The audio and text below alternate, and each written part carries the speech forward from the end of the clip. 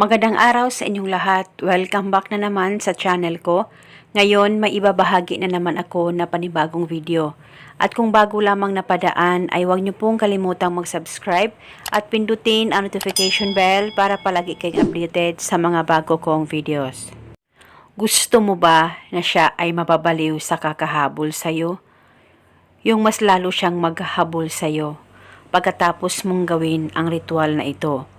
Dahil ngayon ay nararamdaman mo na parang wala na siyang pakialam sa'yo at binaliwala ka na niya.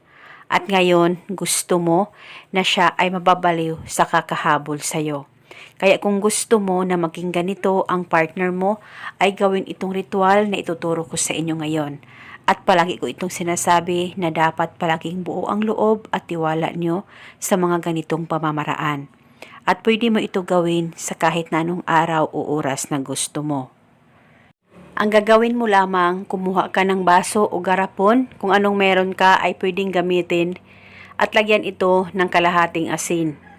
At pagkatapos, isulat mo sa papel ang pangalan at apelido niya ng 3 beses. At kung alam mo ang kapanganakan niya ay pwede mong isulat, at kung hindi naman ay okay lang, wala pong problema, as long as alam mo ang totoo na pangalan niya. At pagkatapos, i-roll mo lamang itong papel at saka itusok o ibaon mo ito sa asin na nasa garapon. At pagkatapos mo nang matusok o mabaon ito, ay hawakan mo saglit ang garapon o ang baso.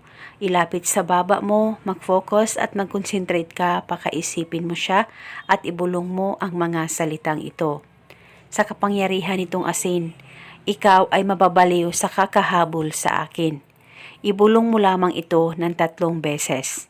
At pagkatapos, pwede mo nang itago itong ritual. Pwede ito ilagay sa ibabaw ng iyong kabinet o di kaya sa ilalim ng inyong kama. Basta ito ay nasa safe na walang makakakita at makakaalam. Pwede mong takpan at pwede hindi takpan, depende po sa inyo. At hindi na po ito kailangan pang bulungan mo pa. Basta itago lamang ito hanggang kailan mo gusto. At paniguradong habol-habulin ka niya, malayo o malapit man kayong dalawa sa isa't isa. At ito muna sa ngayon, maraming salamat po sa panonood. May God bless.